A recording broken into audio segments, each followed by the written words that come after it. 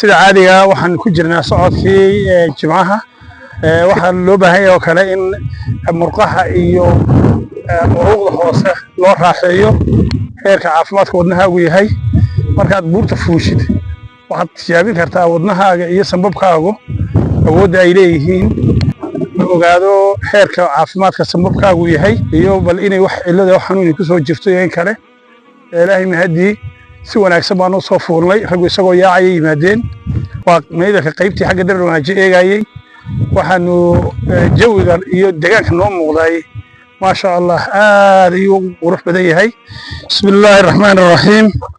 all khayr Allah inuu furiina halkan iyo gaaray bismillaahir rahmaanir rahiim maanta December waxa weeye waa 26 oo maalin jimcaha sida caadiga waxaan ku jirnaa socodkii jimcaha tiimkani maanta wuxuu ka kooban yahay 15 qof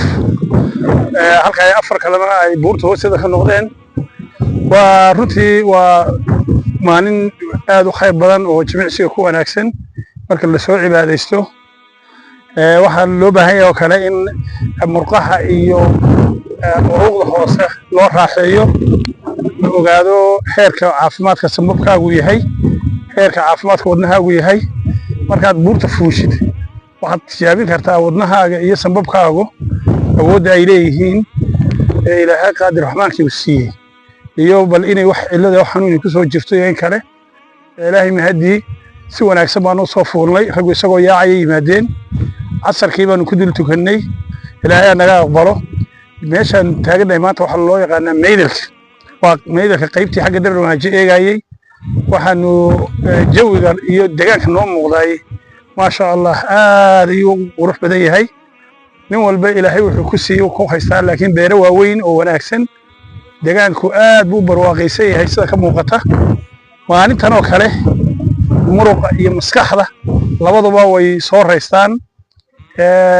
raggu kolka wuxuu u diyaariyay kicitaan socod sida muuqata xanuunada la dagaalanka xanuunada mataqaanaa jidhka bini'aadmiga dila ee uu ka mid yahay macaanka dhiigkarka rheumatismka socodka uu la dagaalamaa waxaanu kula talinaynaa caafimaad ahaan dadka inay ku dadaalaan ugu yaraan bal inay maalintii ilaa 5 kiiloomitir hadday 10 ka gaarsiin kari waayeen inay socdaan